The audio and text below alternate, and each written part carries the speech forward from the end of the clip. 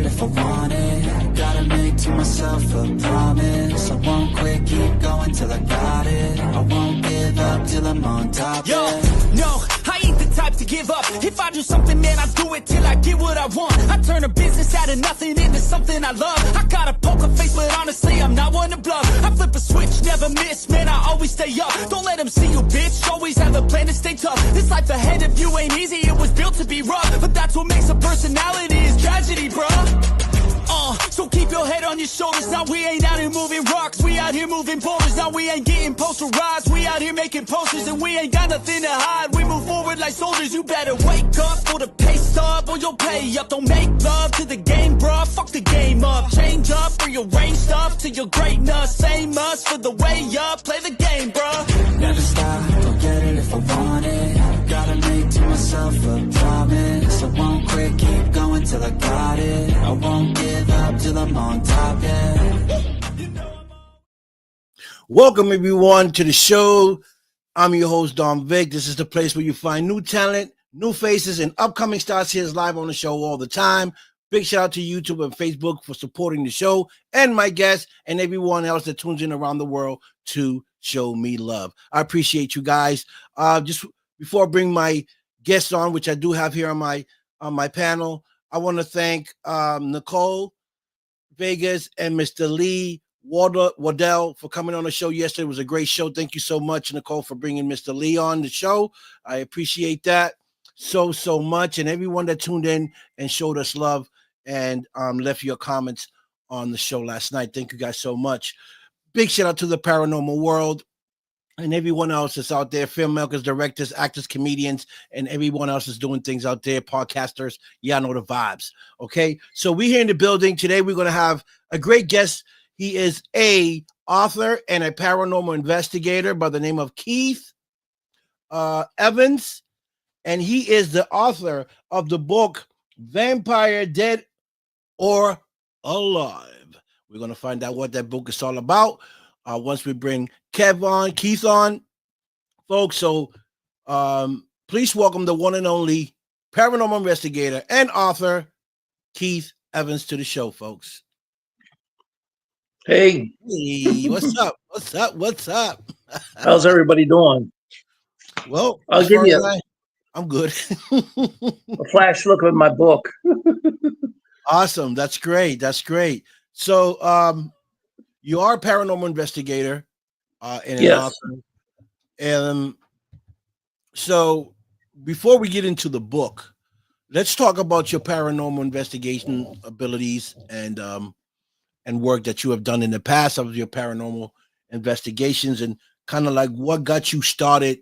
Was it something that you encountered that got you into it, or was something that interested you as you was growing up? Well, when I was about 4 years old, my parents lived near to where my, I guess you could say, great-grandfather lived, and they would go to my great-grandfather's house. He had passed away before I was born, but two of my aunts still lived in his house. And there was part of his house that had really nice decorative type wood on the, I guess you could call it wainscoting. It was something that my parents didn't have in their house. They just had drywall. And as a 4-year-old, whenever I went to my aunt's house, which was built by my great-grandfather, probably sometime in the late 1800s, I used to always make over that wainscoting. I would tell, my aunt how beautiful that wainscoting was, and she would just smile. And my parents thought it was kind of weird that as a 4-year-old, I was enjoying wainscoting wood because you could see the wooden grain, and it would actually have a shine on it. Which you don't have any type of shine on a, drywall, especially if it's painted white or blue. So I didn't realize it at the time, but I'm somewhat of an empath. And that's what I was picking up. I was picking up on former relatives had really loved that part of the house. They loved the decorative wood. I don't know if people know what a wainscoting is, but it's it was built almost like up to where the top of a chair would go on the side of a wall. It was like little individual strips of wood, and it was natural grain. You didn't paint it, even though a lot of people now have painted over it with paint. You just put like a clear finish on it or some type of wax or oil on it to keep the wood from drying out.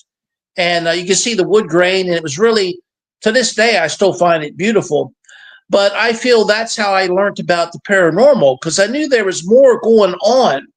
Because even other little kids my age would say, "You're 4 years old. Why do you care about the way a house looks?" And I thought, well, that is a good point. Most little kids don't care. And what I was picking up, it made me happy because I was feeling the pleasure that it brought my relatives to have such a beautiful house with wainscoting on the side of their wall. And that's how I really got into the paranormal. My parents had a fit about it. They thought I was a little bit off and something was wrong with me. Right. And I knew there was nothing wrong with me. I just knew that somehow I was getting joy just from looking at something that past relatives had enjoyed. They were proud of that concerning their house. So, and I can still go in. I can still go into an antique shop, and it makes me happy, even though I don't collect antiques at all. Right. So, was you connecting with them, with your grandparents? Were you connecting with them spiritually, where maybe you saw something or you felt something? Well, the great grandparents, I think I was connecting on the basis that I could feel the joy and the pride that they had in that part of their house. Mm. You know, and I always kind of wanted to buy that house, but to this day I haven't bought it. So moving forward, at your teenage years, did your empath or your gift get any stronger, where now you're starting to see things or maybe feel things or call things out?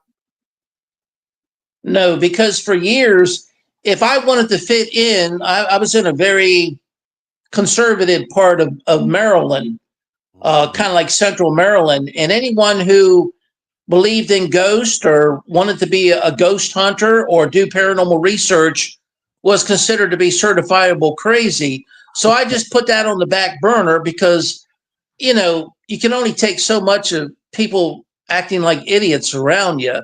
Yeah. So I just didn't mention it. I mean, I would read everything I could on it. I would see stuff in the newspaper about the husband and wife team. I think they were near Boston or New York who did paranormal research, and I was always so proud of them.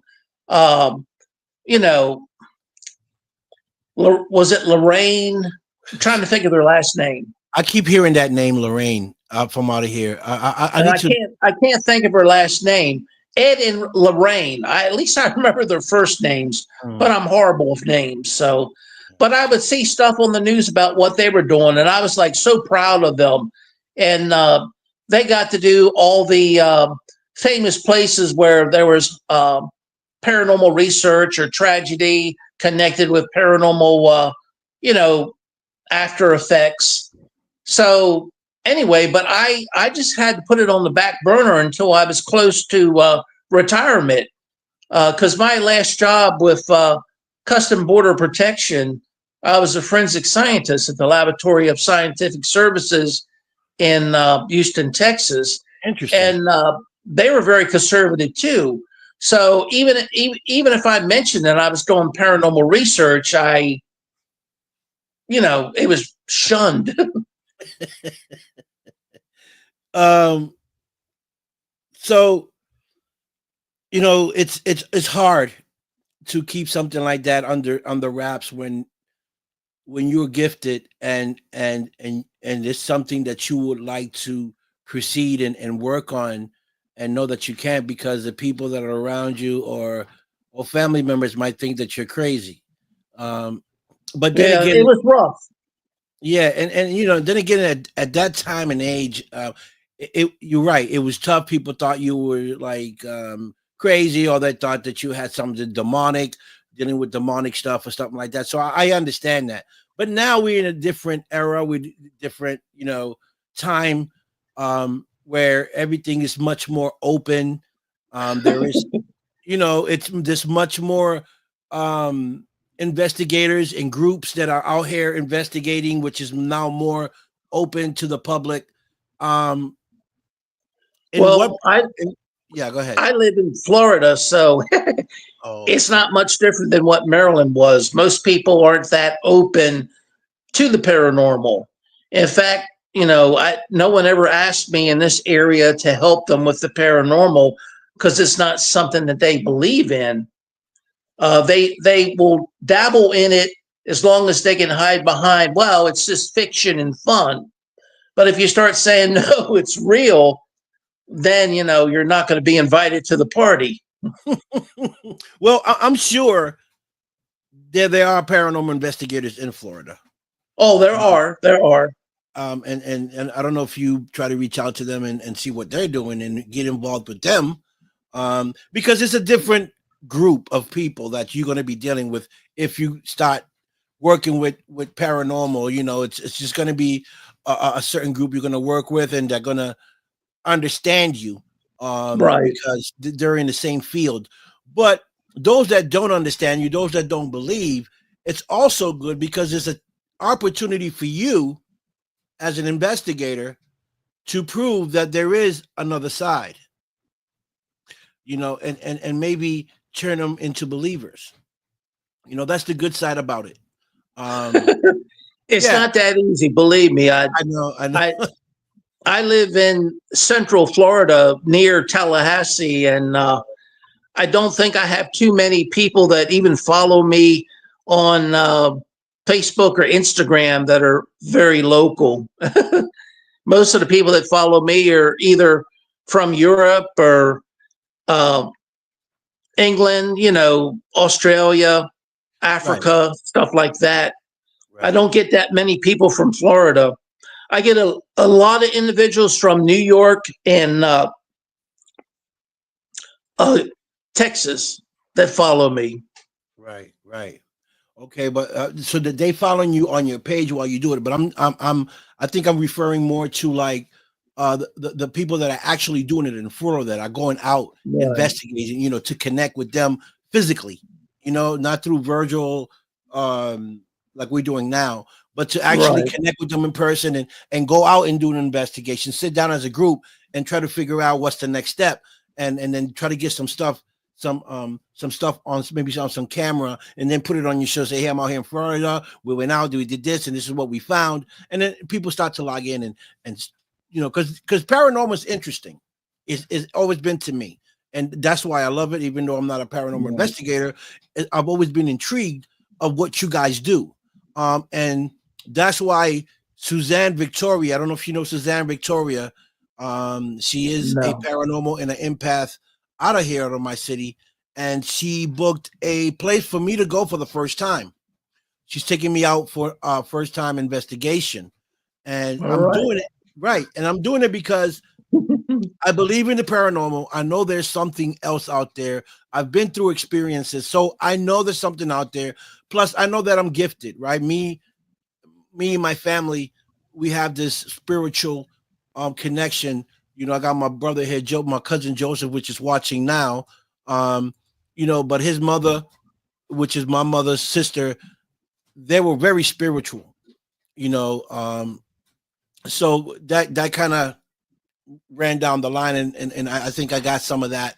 And so I just want to know, like, I know I got a gift, right, Keith? I just want to know how much of a gift I have when I go to this investigation. See how much connection I can get with the other side by connecting with my energy. I just want to see kind of like how powerful or how connected, if it makes sense, I am to that side when I go there for the investigation, because I am sensitive to things, right? So if there's something in the room, I will pick it up right away. My body will sense, my sensors will let me know there's something there.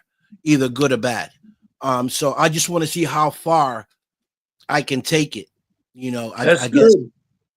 you With know, me, my empathic abilities are not that strong. I would have to spend a lot of time in the location. Like when I did research for the Hayes House, I did uh, the owners more or less give me a key and said, go there anytime you want and do paranormal research.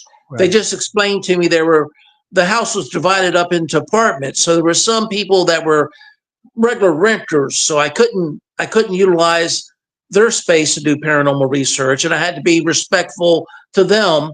And I did paranormal research off and on from like November of 2016 up until maybe uh, the summer of 2017. And I have to be at a place a long time, and I can pick up the feelings of say one person, and that was Kathleen Hayes, and this was for the book The Hayes House Ghost or People Too.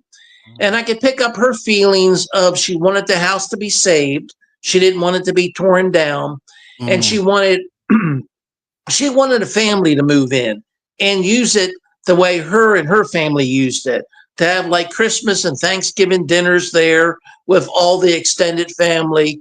And she wanted that type of love to be back into the house. amazing. And the neighboring historical inn bought it and kind of just turned it into like a bed and breakfast. Oh, So that was sad. And they did a lot of renovation to the second floor. It doesn't even look like the way the second floor used to look. When I went there, I just felt sick to my stomach mm, just because of the changes. And I think what I was really picking up on was the way it made Kathleen feel. yeah. Because if I could see it didn't look like the second floor of the Hayes house before the historical inn bought it there, I'm sure Kathleen felt the same way. Oh, yes. So, but I really need to be in one spot for a long period of time. And I was picking up Kathleen very strong because she had lived at the Hayes house from like 1942 at the beginning of World War II up until she went into a extended care center in 1996. And that's Oh, when they sold the house. So she had been there, what, over 50 years? And I can pick up strongly uh, a person's thoughts and feelings. And it's mm, got to be like their emotions are what I'm picking up on. And that's not enough for me to do paranormal research. I So when I understand. do paranormal research, I usually take like an Obelisk 5, a millimeter. I take a thermal imager, a thermal camera like the C5, which is um, trying to think of the name of the company. Um, a Flare C5. Okay. So I have to rely on equipment. I can't rely just on me. Right. And And so now, is that equip? I'm sorry. Is that equipment accurate? Like the red you just said it. It just went up my mind. Um, the the camera. millimeter No, the camera, the heat sensor where you can pick up stuff. C5 thermal Yeah, imager. the thermal, right? That's what I I was. think so. I think so. It is. It won't tell you anything other than the temperature. And for instance, like if you're out on a hot summer day and everything is between 90 degrees and the coolest thing is a rock in the shade, which is 60 degrees, Mhm. your colors will range between the more or less the coldest thing will be blue, and then your hot, say if there's a piece of metal that's out in the sunlight and that's 90 degrees, that will be like yellow. So the temperature ranges like that. It looks at your environment and it shows you like a little range finder on the side with the rainbow colors, starting from the hottest at yellow, then Okay. orange, and then red, and then blue, I guess green, then blue, and then purple is getting colder, and blue is getting colder. So, Right. so it'll show you like a rangefinder. A lot of people think that just because you see a rock that's out in the shade, that it's like always going to be very cold, like close to 32 degrees. But no, if your range in temperature is just between 90 degrees and say 60s, your coldest color will be in the 60s. So, which may not be very cold at all. But if you pick up on any anomaly, like something that's very hot and can't be explained, or something that is very cold and can't be explained, then that's when you can use it to find paranormal. Okay, so say an example, it's 80 degrees outside and you got that thermal and you going around, everything is 80. All of a sudden you hit something and it says 45 degrees. Well, then that would be probably a ghost or spirit, because usually ghosts or spirits are drawing the temperature. They're actually taking energy out of the environment to manifest or to be there, and that makes that area cooler. Okay, but I've never been one that could actually feel it. To me, even if I pick up a cold area on my thermal imagery, even if I walk to that area, to me, it doesn't feel that cold. So a lot of times a ghost or spirit is like a pocket of small energy, and you might get a colder area, and it is minutely small. So you can go there, and it's so small that it's not going to make any different effect on your body. That's what I found as a paranormal researcher. Right. But the fact that you picked it up shows that there's something there that is absorbing the energy out of the atmosphere and causing it to cool down. So my cousin says, yes, low heat signature, there's still energy there. Oh, yeah. It's just that they're drawing the heat. They're drawing the heat out of the atmosphere to maybe manifest or to be something that you could visually see. And it's very rare. I very rarely see a ghost or a spirit. If I see something, they look as real as you and I. And they usually say something profoundly nice, and then I never see them again. So that's kind of strange. Right. But I mainly do paranormal research by myself. I've hardly ever teamed up with any groups. And by doing it by myself, I can do it the way I want to do it. And I can do it, for instance, most people feel comfortable talking one-on-one to another individual. But if you get people in a large group where they got to speak to a crowd, they might just clam up and not say anything. So I think I get better data as a paranormal researcher by being by myself, by not having a crew or a cameraman, or I'm just me. And I think more ghosts and spirits are willing to open up and talk. Right. I find that interesting that you say that, because for me, I think, won't it be more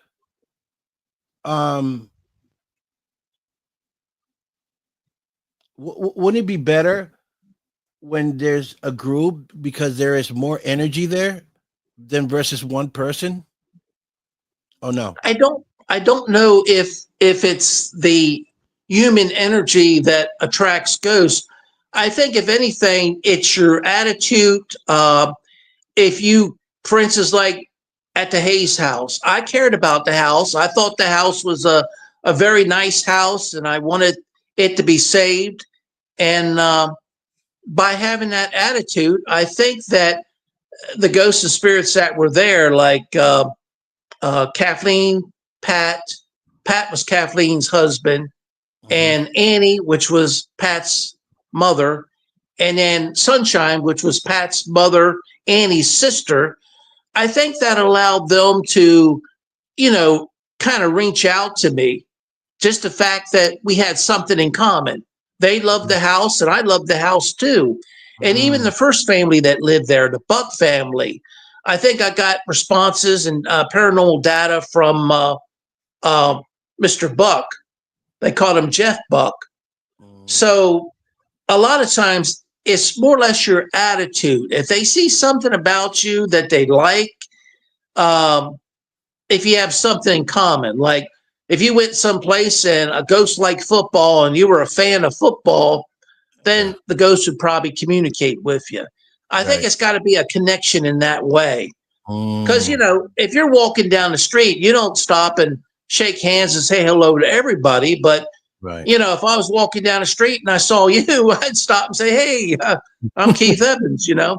So you have to have something in common or even a connection, like a personal experience. Like I looked at the house and I fell in love with it when I seen it.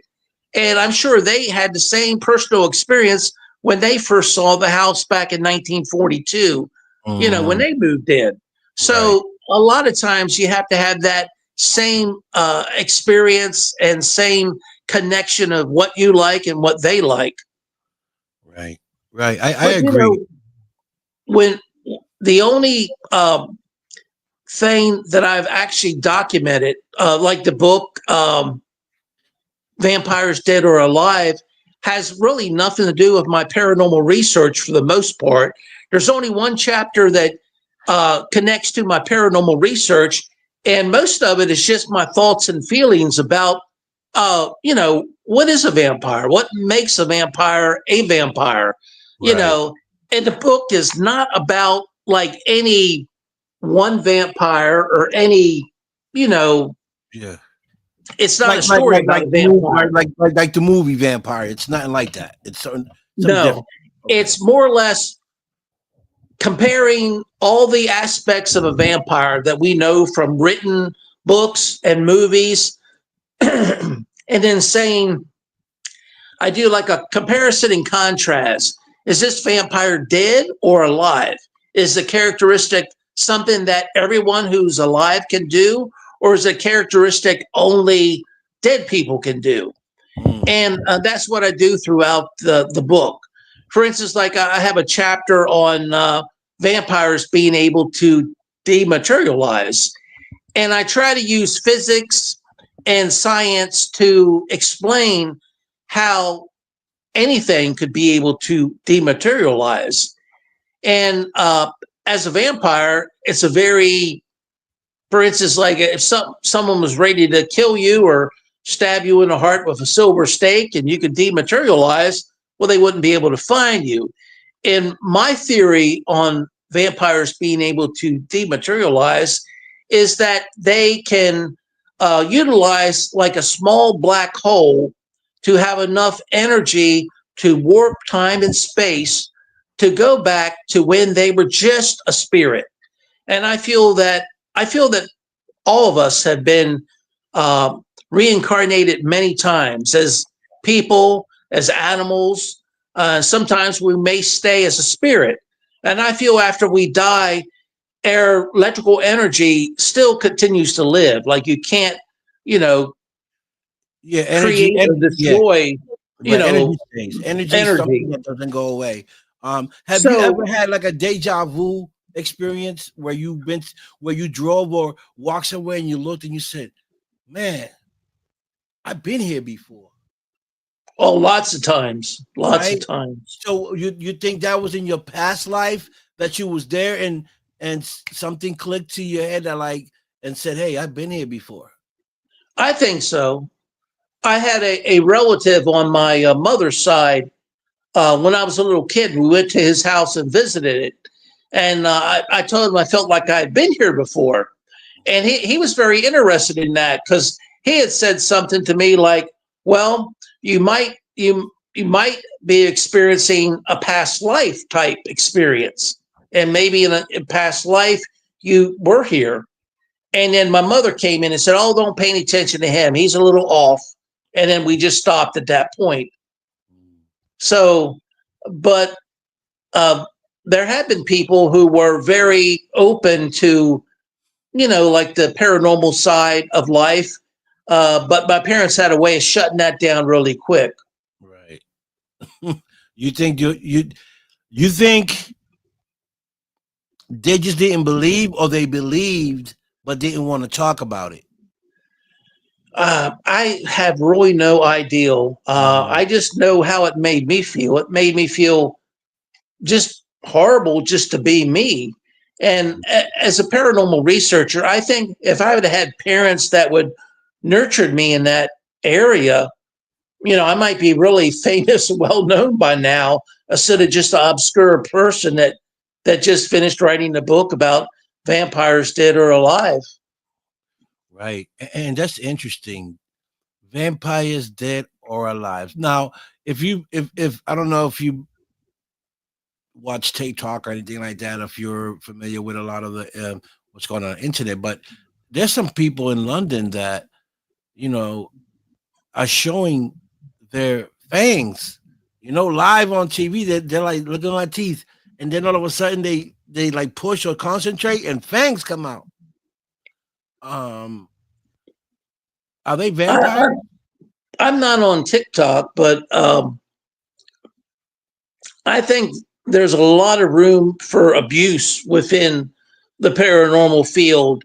And my dealing with the vampire was more about his abilities than the fact that he had fangs. I'm not even sure if I talked about his teeth structure, other than the fact that, if you could drink blood, you really wouldn't have to kill animals. Right. Now, they say blood isn't that nutritious, so you could starve to death. You'd have to drink blood on a maybe every 2 or 3 hour interval to have enough nourishment.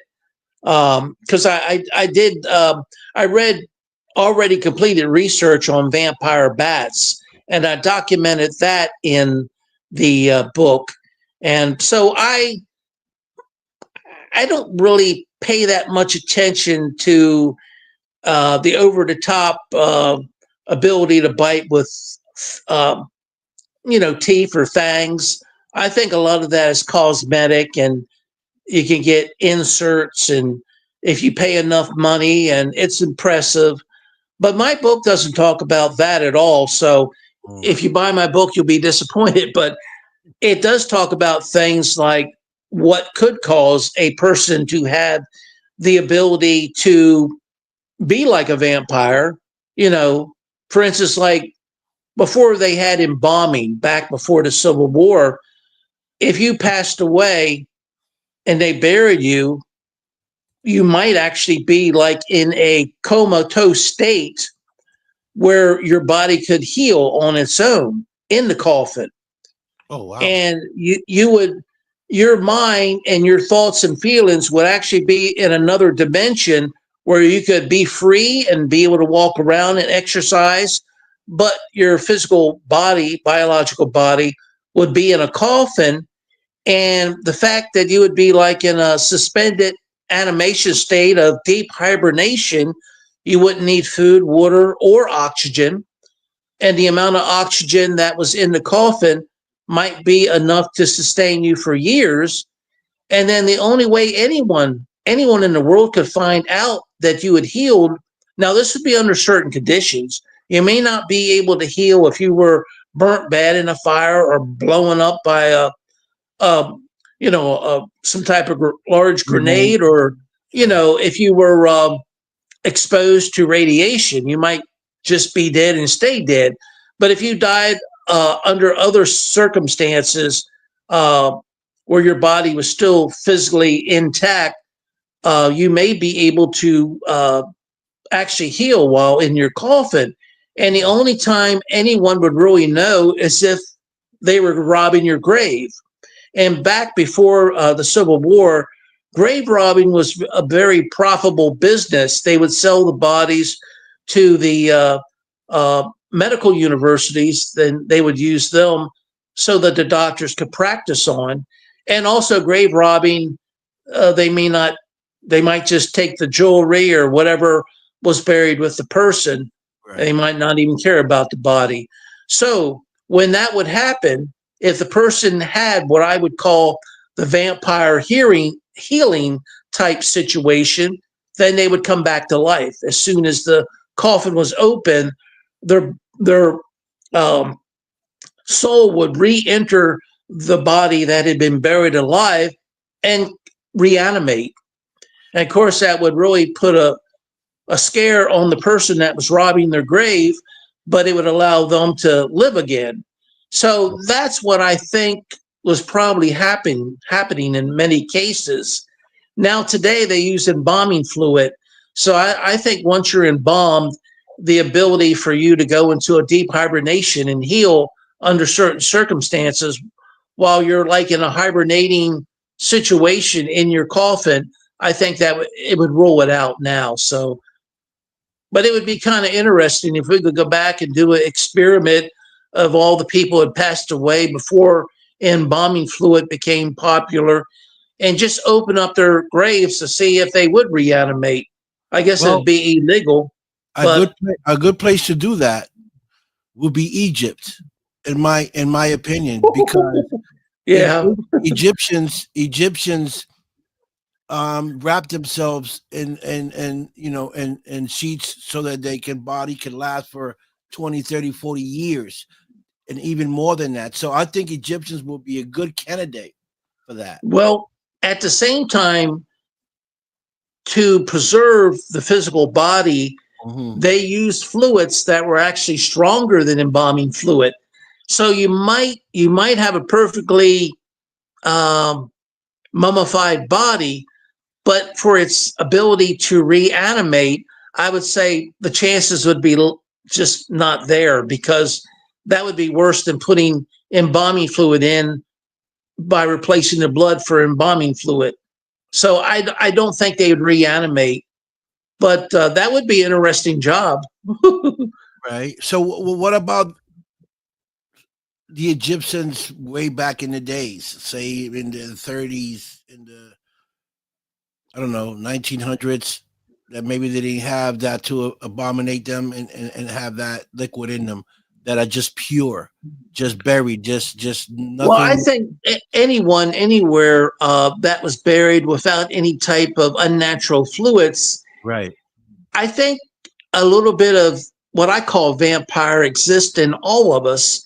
And if we die under the certain circumstances and we are put in a coffin without embalming fluid or any other unnatural corrosive chemicals, there is a chance that we could heal on our own, but no one would ever know that to reanimate us because we almost fresh air would have to be left in to the coffin to jolt that person, even if they healed in their coffin, back to life again. And that's what I consider to be a vampire, almost like a person that is um, reanimated within their coffin while healing in a comatose type situation where they don't need food, water, or much oxygen. Well, just that That's to what I me, look at. yeah, to me, an Egyptian mummy, it is that perfect example. I mean, their bodies, a lot of bodies are still intact after you know centuries of them dying. The bodies are still intact, skin still there. That's like a healing process, I would think. How Well, how can they still be in flesh form even though they wrapped up, after all that time? Wouldn't their body deteriorate? um Well, it's kind of like a wax museum. It looks like them, but they've been so neatly preserved. For instance, the Egyptian mummification process takes place when they remove all the organs from the body, the lungs, the heart, the brain, and all that is kind of like put in uh, heavy alkaline salt and areas that are lacking any type of humidity, which is the water amount within gas within air. right. So I would say the probability of them being reanimated would not, it just would not exist. But the fact that they look the same way they did when they passed away, they're pretty close to that. But I just don't think there'd be any chance for reanimation under those conditions. Okay. My cousin says the Egyptians that did that were very detailed in their craft. My my crazy friend says they also pull their brains out through their noses. Yes. Um, only Denise would know that. And my cousin says yes, they were buried in a six-side box, which actually presents the number of a man. It's the number 9. I don't know Hmm. where my cousin's taking it because he's like a Einstein. He'd be coming up with so much stuff. That's my Einstein cousin. I mean, he's the brilliant of the family. Wow. So okay, Jesus Christ. So this book is interesting, then, because you're not actually talking about a vampire. You're kind of Right. like in what a person vampires um what's the word I'm looking for? Dead or alive. Yeah, I dead explore all the aspects of a vampire. For right. instance, On I on on look at Go I ahead. look at how can a vampire shape shift? How can the vampire change into a bat or change into a wolf, which is good. If you had a couple guys after you and you changed into a wolf, that probably scare them off. Or if you change into a bat, they probably would think you just disappeared. So being able to do that is a skillful and a much needed way of surviving. And I think that is also done through somehow obtaining enough energy, whether it's through a small black hole or other means, like they might go to the location where there's a lot of vortexes and energy, like ley lines on the earth, and maybe they live near that and they're able to harness it. So, if that be the case, they could bend space and time and still travel back to when uh, they were reincarnated into a wolf or reincarnated into a bat. But at the same time, only change the timeline for them. For instance, they're not changing. If you were like chasing me and I was trying to get away, and I could just change time for me, a very small piece of real estate, and me into going back to when I was a bat, and all of you'd say, well, what happened to him? And you see something fly over your head. Mm. So when they bend space and time, it's not for everyone in, say, like a mall area. It's just for them. So how it's done, I don't know, but that's my theory. And I haven't ran across anyone with any better knowledge or any better of a opinion to explain how a vampire can shapeshift into a bat or a wolf almost instantaneously. So I think my theory is a good one. And they say a small black hole the size of the tip of your finger would weigh so much that the gravitational pull would probably crush the earth. So I don't know how it's possible, but I just know that they somehow get a hold of enough energy to warp space and time to go back to a reincarnation of the animal that best fits their survival for that time and place, no matter what situation they're under. Wow, this is interesting. You need to connect with my cousin Joseph because he's a theorist too. I mean, he is now also working on um, What is his connecting degree? connecting the Bible with humanity and space, how it's all Okay. connected. And he did Wow. a representation which I shared on my page, and I'll send it to you so you can look at how he connects the Bible. The some see when my cousin sees the Bible, when he reads it, he looks at it. He sees things that a normal person that reads it can't see. He sees certain code Right. words, and he goes in there and he breaks those code words down, and then he goes into his research, and then you know he breaks it all down. Right. And it's amazing how he does that. That's why he's very gifted and intelligent. So he posted up something. He sent it to me. I shared it on my page for people to see how connected the Bible, Earth, and the sky is, and are we all one? And he breaks it down and he shows you his vision or his version of what the Bible is trying to tell us and how connected the earth, the sky, and the Bible's all in one, and it's amazing. So Interesting. I would love to look at him. See, he's already look at him. I call him Dr. Einstein. You see how he's already throwing numbers and degrees and stuff. That's what he does. So My eyes aren't that good. I can't see it. Okay, so he says, so each side of the box is 9. There are 6 sides. 6, 9 equals 54. Then 5 plus 4 equals 9. Imagine if you have a cemetery with 300 bodies, 300 times 9 will equal 27.2 times 7 plus 0 equals 9. Keep thinking about higher numbers. Multiply them by 9. Whatever answer you get will always come up with 9 as the ultimate answer. This is what, he said, he's like 6 plus 6 plus 6 is 18. 1 plus 8 is 9. So it's, I think you guys together will make a good team. So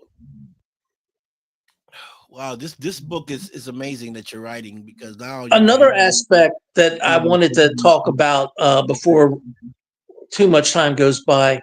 I think that there's probably an extraterrestrial connection between vampires, and they probably interbreeded with people who weren't vampires. So not everyone would have the ability to, if they were buried alive or even buried dead, to actually reanimate, if they were in their coffin for a period of time and could re-heal. But I think vampires there's probably an extraterrestrial connection there. I mean, who could travel for long distances of time better than a vampire? It seems like vampires are very durable. They can take more than what most people can take. So I would say there's that extraterrestrial connection between vampires and the fact that if they're exposed to direct sunlight, their DNA will unravel. It's called denature. It kind of just kills their DNA. I think vampires originally may have been from a small white dwarf type place that had very limited sunlight. A small white dwarf, if you're far enough distance away, would almost be like the way it looks here on Earth on a moonlight night. So that would be your brightest day, would be a moonlight night, like here on Earth. So, because a small white dwarf doesn't have the illumination power that our sun has. Our sun is like a medium-sized type star. So I think vampires probably originated in another, galaxy, maybe light years away. And that's the reason why they denature when they come in touch with the sun, because it's like how we're the only animal, humans are the only animal on Earth that gets a suntan when they're exposed to sunlight. So most animals don't have that problem. Of course, most animals are covered in fur. So we may have been at a planet that was further away. Say maybe even Mars could be far enough away that the sun would not bother us the way it does here on Earth. Well, maybe they come from another planet, another time. Maybe they're going through certain wormholes. And what do you think? That's a possibility too. They probably go through wormholes and be here for a couple of years, it's not working, then they disappear, go through a wormhole, end up in another part of the planet. Um, who Well, knows? theoretically, it's believed that a wormhole is just a black hole, Right. and one side is the entrance, which is the black hole, and then the side you come out on is called the white hole. So it's a possibility that you know going through may change the time, uh, and also the space. You might travel a far Portals? distance, Maybe portals? similar to that, because you're traveling a great Let me call you back. distance, and or you're traveling time, whether it be forward or backwards. They claim you can only go forwards. Right. So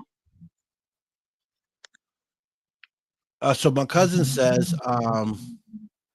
yes, wormholes, portals, they are doors. Yeah.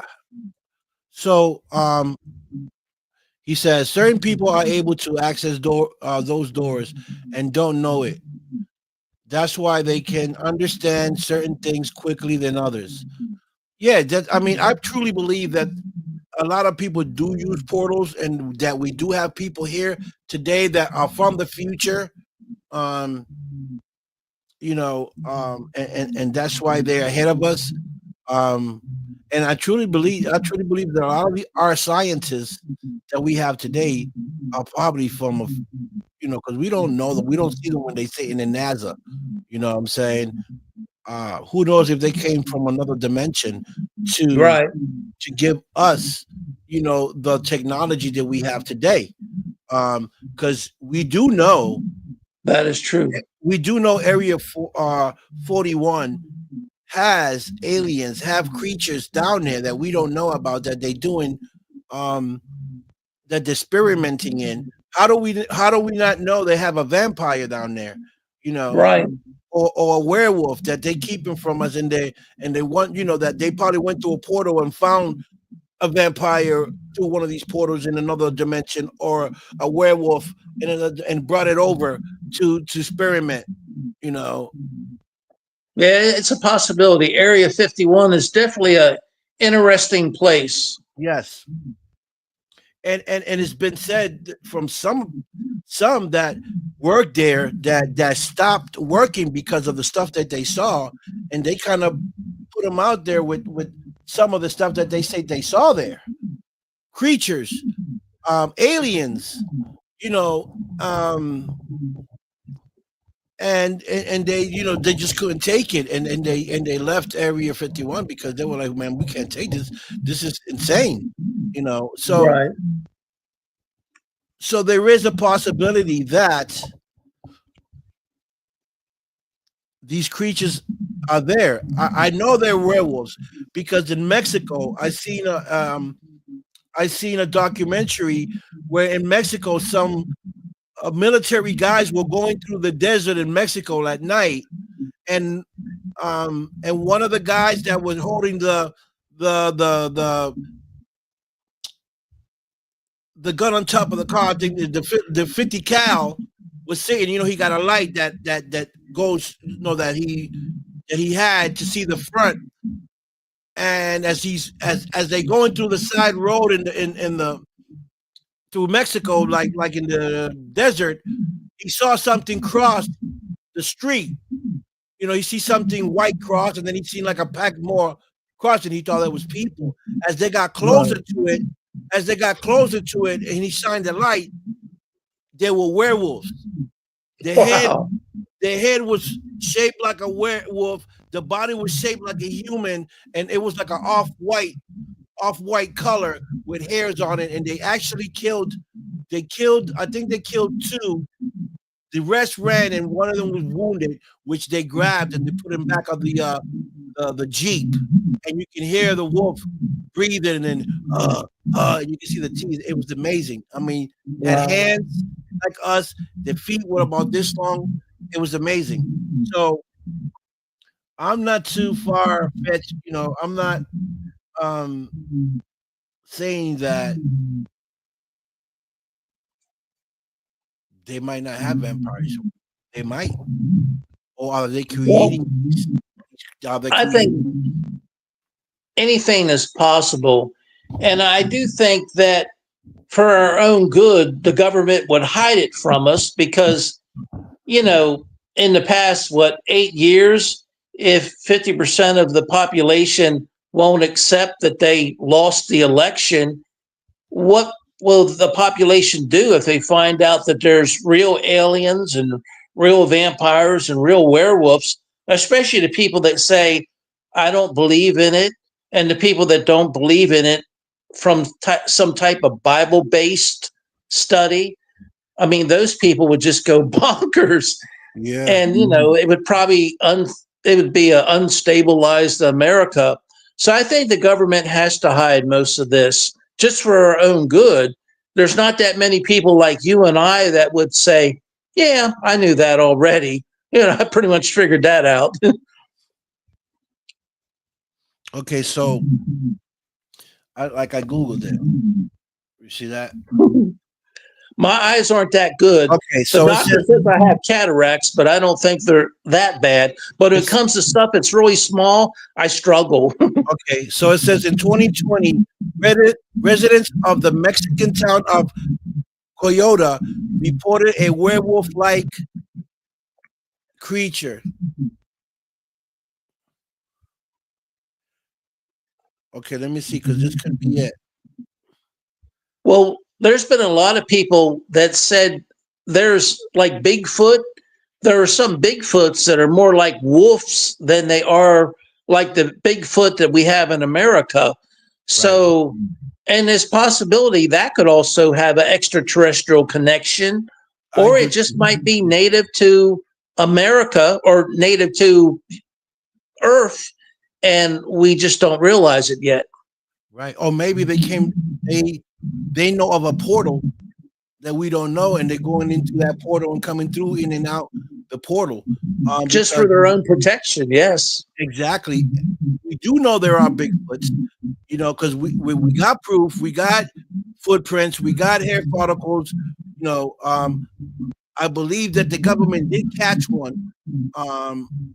So if there is Bigfoots that look like werewolves, what are the chances that there are werewolves and they are vampires? It's all a possibility. I'm open minded to all of it. Right. And it doesn't bother me. I mean, we all got to die someday. So whether it's death by cancer or a stroke or, just a werewolf or a vampire, we all got to die someday. And who knows if the legend of the vampire, if you die by a vampire bite, you might become the living dead. That way you never have to worry about dying. Right, you'll be immortal. That's Yeah. So that's good to know. So, when will be your next or investigation or research on what location? well, right now I don't really have anything planned. My blood pressure's been like on a roller coaster, which it kind of keeps me at home a lot. It goes up and down a lot, but I within the book Vampires Dead or Alive, I talked briefly about my encounter with a young lady at the 1880 Victorian in St. Augustine. And I put it in the book because it's my only encounter with a living person that looked as real as you and I, but no one else could see. But I didn't even know it at the time. So I would like to get back to the 1880 Victorian in St. Augustine, but St. Augustine is such a busy place. I would have to at least purchase 3 of the apartments at one time to have a peaceful week of paranormal research. Otherwise, you're just going to hear people bouncing up and down the steps as they run along. And then I would only be able to do the apartment that I was renting and the stairwell. So, but let me tell you about what I put in the chapter when it come to this young lady at the 1880. I thought she was the daughter of the owner. The owner came down at least 2 or 3 times. I was there for 2 months, right at the beginning of the COVID shutdown in Florida, which the COVID shutdown, I think, took place in April. And it was only 1 week because, Florida wanted to make lots of money and everybody was coming to Florida because it was still wide open. Right. So anyway, a lot of people passed away due to that. But anyway, I was able to have like a week when there was hardly no one in St. Augustine at all. And that meant that I got really good paranormal at the 1880 Victorian, which is a 3-story townhouse built in 1883. And this young lady, turned out nobody could see her. I remember I take a couple walks a day because my circulation is poor. And I just got back from a walk, and the family, all 4 of them, were sitting on the front porch. And the young lady was closest to me. And the father was the owner, the father, he was very good at introducing everyone to me, but he had never introduced her.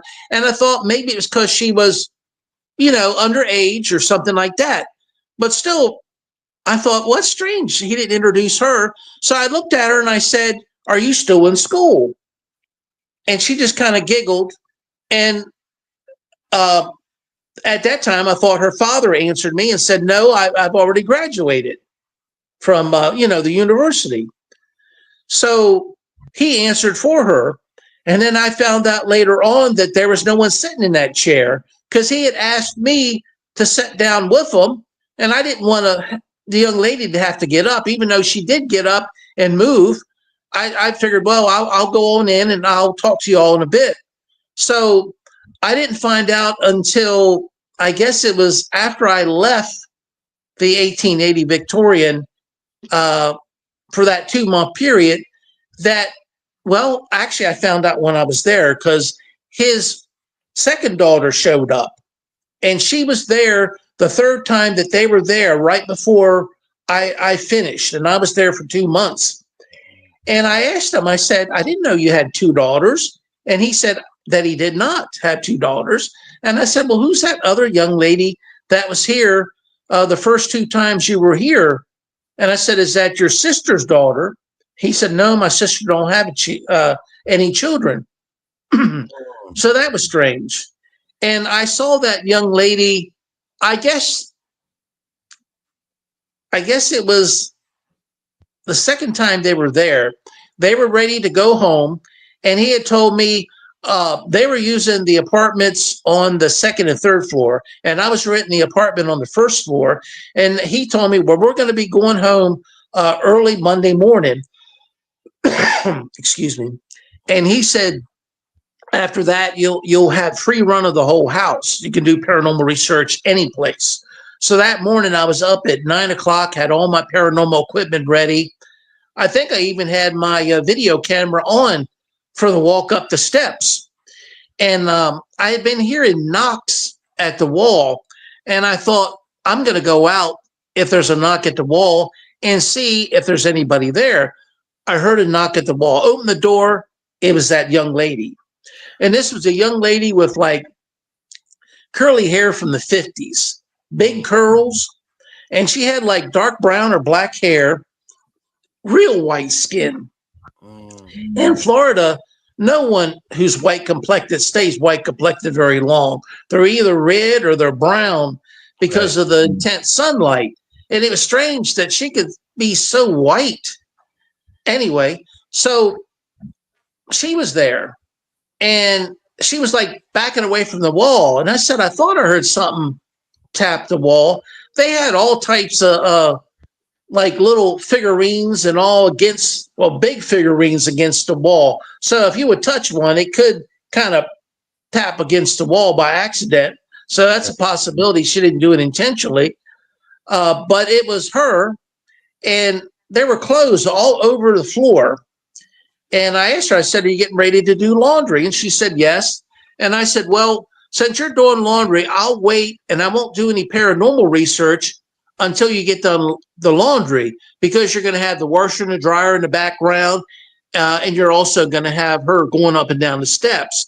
And I didn't know what apartment she was staying in, whether she was in 2 or 3. So anyway, I went back in the, I actually asked her, I said, "Well, since you're the daughter of the owner," and she said, "Yes." I said, "Would you like to do paranormal research with me today?" And she said, that was like a definite no. "I don't think so." She wasn't too keen about that. And that's the lady that I think possibly was a vampire, because I was the only one that seen her. No one else from the owner's family saw her or had ever seen a woman that looked like her.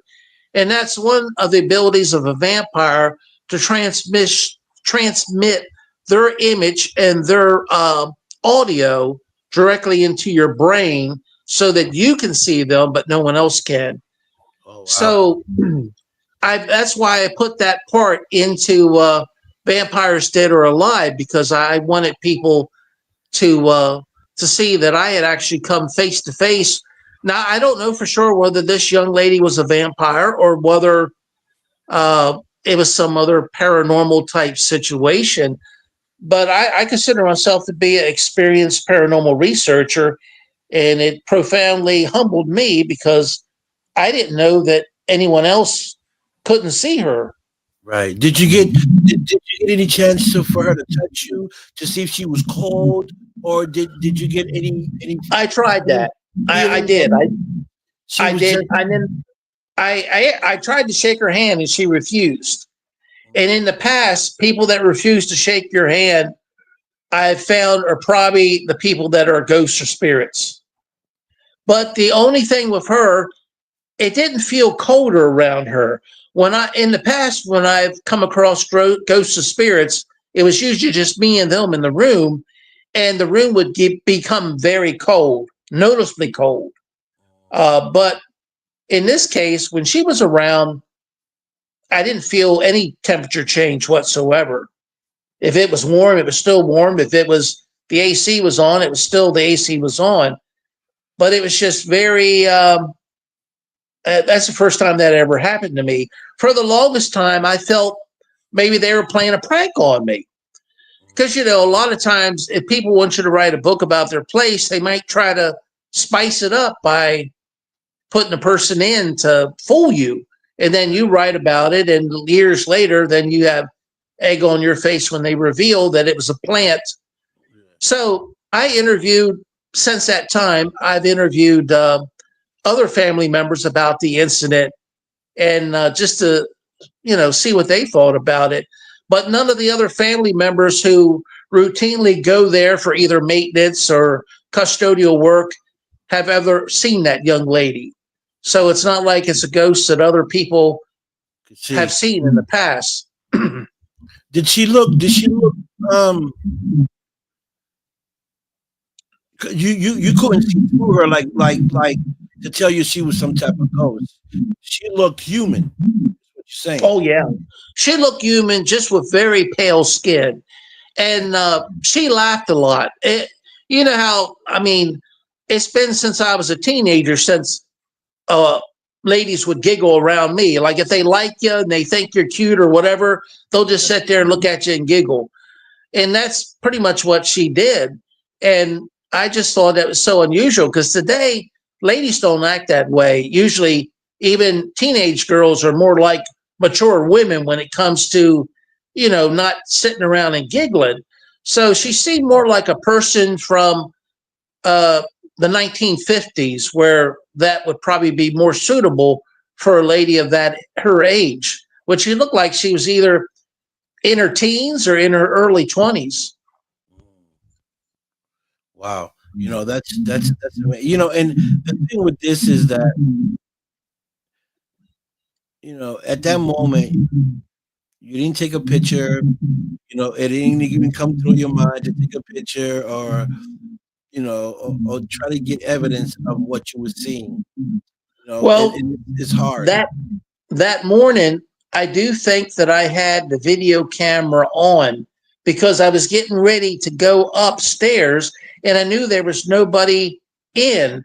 But I went back and I looked at as many videos as I could, and I haven't seen her in any of the videos.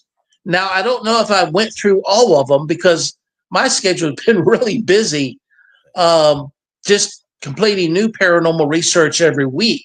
Even though I don't have a client, I'll go to either a cemetery or a natural place. And if I do have a client, they say don't say anything about me or mention where you're at or take anything to allow anyone to know. It's kind of like that. They want you to do like undercover paranormal investigations where you don't mention their name or where you're at. So that kind of takes the fun away out of it. But that's the way it is here in Florida. But I'm so busy, I don't know if I've looked at every single video. And the strange thing about it, when I was at the 1880 Victorian, I think I'd been there about a month. My phone felt extra hot. You know how a phone, when you're holding it for long periods of time, it'll feel warm? Yeah. Well, this phone was like hot to touch. And it finally just, the screen went black. And I took it to, I'm trying to think who I had at that time. I think it was Verizon. I took it to the Verizon store. They said, there's nothing we can do. Whatever information you had on there is lost. And I think I had been there a little over a month. And I thought, oh my God, all that videotapes, all those pictures are now gone. And I went to another man that worked on phones in St. Augustine to see if he could transfer any of the information over. He said, no, it'd be impossible. He said, whatever caused your phone to heat up has destroyed all that. Oh, wow. So I went back to the 1880 Victorian and I was angry. I had to buy a new phone. And even back in 2020, the cheapest smartphone you could get that I know of was around $200. So I was angry. I had blown my budget for that 2-month period. And at the same time, I had lost maybe 5 or 6 weeks worth of paranormal pictures and videos and promos and, paranormal short sessions that I did in each room. And I went back and I was angry at the ghosts of spirits. I said, you all destroyed my phone. I want you to get out of the 1880. I was not the same calm, nice person I usually am. I was totally angry. And so I would say in 2020, I got to thinking about it. And I said, you hear of certain phones, like if they're put on storage on an airplane, will catch on fire. I said, suppose it was a problem with the battery. Suppose you had nothing to do with paranormal. And then I break bad with these ghosts and spirits and order them out of the house like I'm some type of head boss. And I thought, suppose I'm wrong. Suppose it was just a defective battery which caused the phone to heat up like that. So that night before I went to sleep, I apologized to the ghosts and spirits at the 1880. I said, I might have been wrong about you all. It might have not had anything to do with you. It might have been a defective battery. So the next morning when I got up, this was like, I guess, early spring or early summer of 2021. I looked at my phone and it said, all your space is maxed out. And I said, well, that's impossible. And then I looked, all the pictures, I don't know about all the videos, but all the pictures were back onto my phone from the 1880. And I had done the paranormal research at the 1880. I guess it was like April and May of 2020. And that was right after I apologized. And this is stuff that I believe about the paranormal that you just can't videotape and put out there so people can enjoy. But it because that was almost a year later when I apologized. and then the pictures are back on my new phone. Wow. Yeah, and that's the thing about paranormal that really, well, I was tickled to death because I wanted to write a book about the place, and um, I still want to do more research before I write the book, and that there is a small amount in there about the young lady, just saying that she may be a vampire. I don't know for sure, but the fact that I was the only one that could see her, it was my example of a vampires using which is it telekinesis. I'm trying to think of the term where they can transmit what they want you to see and hear directly into your brain, and you're the only one that can see and hear it. Anyone else in the environment would not be able to see or hear it. Right. So that's but this is amazing. I hope everyone will check out my new book, Vampires Dead or Alive. It's available only online, and the paperback is at Amazon, and the ebook is at Kindle, and the Hayes House Ghost or People 2 is still available. I'm thinking about maybe taking that out of print soon and maybe doing some changes to it, maybe adding more pictures, as long as I can keep the cost down, or things like that. Because the first book didn't have many pictures, and the first book didn't have analysis. It had the analysis of when it was happening, time and place. It didn't have any historical analysis. Like, how after something happens, you can look back and see a total picture and then zero in on that room and say, well, I think this now. So I like to do maybe an afterburner type analysis of having thought about it for a long period of time and having all the information in from doing paranormal research and all the rooms and all the porches of the Hayes house. It gives you a more reflective way of looking at the data and giving you another way of interpreting the data that you may have not had a full picture of after each chapter. So I'm thinking about doing that also. But that book is still available on Amazon and Kindle. Okay, so what's the name of that other book? You got Vampire Dead or Alive, which is one book. What's the second book name? The Hayes House Ghost or People 2. Okay. Cool. So, and I needed that because so many people, when they think of paranormal, they think negativity. Like, I'm going to have to move out. My house is haunted, or I can't sleep at night because my house is haunted. And at the Hayes house, it was like, okay, I can go to sleep at night because if something does happen to the house, the ghost is going to wake me up and say, get out now. It's almost like having a friend that's going to look after you instead of, like most people think of ghosts and spirits, they think, oh my God, something terrible is going to happen. When I think of ghosts and spirits, I think I got my back up, Yeah. I think it all depends on the energy that's in the house. If it's a friendly energy, then I don't see why people should move out. As long as it's not bothering them or causing them any hard time, not a problem. But if you got a bad energy or you got an identity in there, then you may want to leave there. I've been lucky. Every place that I've done paranormal research, I have, I've had no problems whatsoever. I've always had good ghosts or spirits. I have a lot of conservative friends, or a few conservative friends in Florida, that are always trying to tell me to stop doing paranormal research because they see how horrible it is on TV, and I'm bound to run into that. And that don't really bother me a bit because I've never experienced that.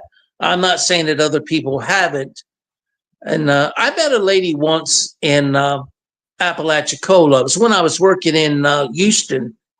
And I used to, anytime I got a 3 or 4 day weekend and working for the federal government, I was working a 4-day week. So if I got a 3 or 4 day weekend, I had some days that I could, travel to Florida and do some paranormal researching. So I was actually walking away from a lady, and she said my name, and I turned around because I figured she knew me, and I didn't know her. And a lot of the ladies in Apalachicola will dress to impress, and she wasn't really dressed to impress. You know, she just looked like she was in her average clothes that like my grandparents would wear when they were at home. And she just said, "You're the paranormal guy." And I figured, oh, here it comes. She's either going to yell at me for being a paranormal researcher, or she's going to be a fan. And she didn't seem to be a fan because she was really serious. And I said, yes, that's me. And I said, are you a fan? And she just didn't really answer me. She just said, do you know how many people that do paranormal research alone like you? And I said, no, I can't think of any. And she said, that's extraordinary that people do paranormal research alone. And I said something like, well, I asked her, I said, you know, I noticed that I do it alone and it don't bother me a bit. And I wanted to ask her, you know, what does that make me? Am I some type of superhuman that I can do it alone and not have any problems? And then somebody else came up and started talking to me. It was like, you know, when I'm popular, I'm popular. And then when I said hello to them and greeted them and turned back, the lady was gone. So I don't know whether she was a ghost or a spirit, but that interruption kept me from asking her. But I always wonder what makes me different than most people. Most people said, you know, you won't. And this is other paranormal people told me right straight out that they won't do it alone. They want to do it with someone else there. Right. And I'm the only one. And when I do paranormal research, you know, I do like weekly paranormal short sessions that I put on YouTube, and I'll do a 360 of where I'm standing. And sometimes the graveyard is big enough, all you see is grave and tombstones, and there's no one around. So it's not like I'm bragging about something that I'm not doing. But I often wondered, you know, because I thought I get such good data. Sometimes the data I get, I don't understand. Especially from the Obelisk 5, you know, sometimes you ask a question and you think, well, they didn't seem to answer my question. So anyway, I really feel that I would think more people would do paranormal research alone just so they could get more data. You know, sometimes the data doesn't really answer my questions, but I have no idea what ghost or spirit is talking or what they might be talking about. Some of the gravestones I go to, there's no history on that person whatsoever. If I could find out the history about that person, you know, maybe go back and look at the video from a year ago and say, hey, it makes sense now. You know, maybe the numbers they spoke was the house number on the street they lived. I mean, right. And I ask that a lot. I ask people for their addresses, and sometimes I'll just get a number. Maybe that was their house number, and I wouldn't know it. Right. So a lot of times it's all within your interpretation of the data. Right. In your opinion, you think it's a better choice to go alone? You might get more of connections than you would with 3 or 4 people going out trying to investigate. I think so. But at the same time, there are earthly things that you have to worry about. When I go alone, suppose a rattlesnake bites me. Right. You know, some of the graveyards are not well mowed or well kept. The Chestnut Street Cemetery in Apalachicola, they're getting better at it. But a lot of times snakes are so well camouflaged, you may not see them. So suppose you have a reaction, and before you get to the car, you're incapacitated. Right. If you don't pass away, if it's a hemotoxic snake, you'll probably lose part of your leg wherever they bit you. You know, especially if you lay there unconscious before you're found. So there's good things about not going alone. But when I go alone, I usually go in a secured area. I don't go to like any abandoned buildings where, in abandoned buildings you might have a beehive or something, or Right. you might have all types of animals in there that are living because they can get into the building now. Yeah. Um, so I always go to places that are fairly safe. Good, fair to say. And if you have a camera person, for instance, if I'm at the graveyard and there's a ghost standing behind me who materializes and I don't turn around, I'm not going to see it. If I had a camera person pointing the camera at me, they would catch it. So there are advantages of going with a group. And I agreed to that. But I've always been a loner ever since, you might say, I got branded by my family as not having a full deck because I, you know, believed in the paranormal or wanted to be a paranormal researcher. Right. Uh, you might say being a loner was better than not being at all. So it was kind of like forced upon me by necessity, because how many people wanted to associate with a guy who's, So paranormal back in supposedly, the 60s and 70s? What's right, that? right. Yeah, no, So I'm agreeing to what you're saying. I more or less, by being alone, I could do what I wanted the way I wanted to do it. Uh, my biggest fear is that if I go with a group, they're going to say, "Oh, you're the new guy. We'll let you carry the equipment and we'll do the rest." And Yeah. when I go by myself, I just go very light, carry what I can fit into my cargo pants or cargo short pockets, and just go very light. And I can do things the way I want to do it. And at times, I do get angry at ghosts. I don't always like what they say to me, but I try to be as respectful as possible. I try to treat ghosts and spirits the way I like to be treated here in Right. life.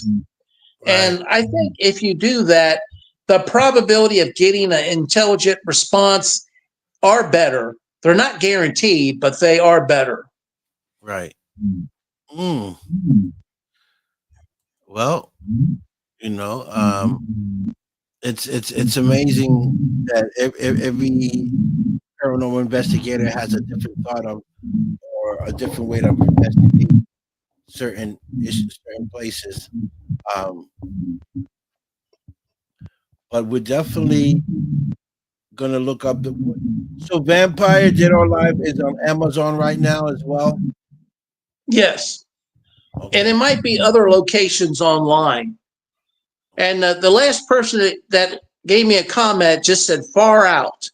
And that was a term that was used in the late 60s and early 70s if you like something. It was a positive term.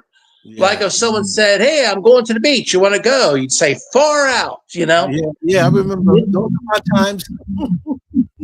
You don't hear that word much anymore. Unless you're in But California, you might hear it.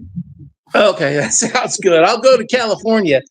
But I Unless you're think that people will find my book to be more like ancient alien type material. It's a combination of science mixed in with paranormal and just personal theories of my own thoughts and feelings about vampires. And it's personal theories that I haven't heard or read about in any other book. And I thought, well, it's so obscure that I'm going to add it to my book so people, it gives them a chance to think about stuff. right. If you like to think about new things and new thoughts and new ideals, I think it's groundbreaking as far as vampires go. And I think anyone who enjoyed what was it called, that book in the late 60s, early 70s, Chariots of the Gods. It's like that, but it's not as long. It's only like less than 40 pages. But each chapter is very interesting, a very interesting subject about one certain topic concerning a vampire. So Wow. I think anyone who likes paranormal will enjoy it. Okay. Well, hey, I enjoy what you're telling me, and I can't wait to read the book. Um, is there any shout outs that you would like to give out to anyone? Give out Yes. your social media where people can reach out to you and connect to you. Well, I like to do a shout out to Rob Shelsky. He's also an author. He has a book out that's called Shadow People, and I've ordered it, but I haven't got it yet. What is So it? Shadow people? I've heard that. Shadow people. He would be a good one for your to be a guest on your show.